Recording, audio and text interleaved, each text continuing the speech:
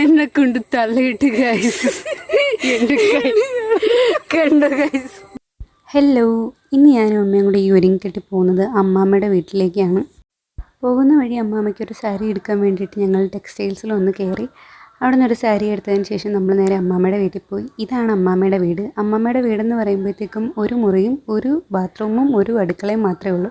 ഇവിടെ അമ്മാമ്മ മാത്രമാണ് താമസം.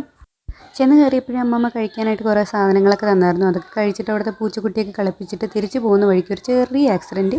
എന്നെ കൊണ്ട് തള്ളിയിട്ട് ഗൈസ് എൻ്റെ കണ്ടോ ഗൈസ്.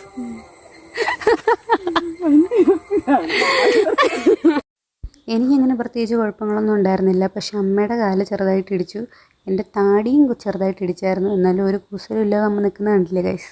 അങ്ങനെ വണ്ടി നേരെ വർക്ക്ഷോപ്പിലാക്കി ഞാനും അമ്മയും കൂടെ ഹോസ്പിറ്റലിൽ പോയി. ഹോസ്പിറ്റലിൽ ചെന്നൊരു ഇഞ്ചക്ഷനൊക്കെ എടുത്തിട്ട് ഞാനും അമ്മയും തിരിച്ചു വന്നു. അപ്പോൾ ഇത്രയുള്ള ഇന്നത്തെ വീഡിയോ. ബൈ.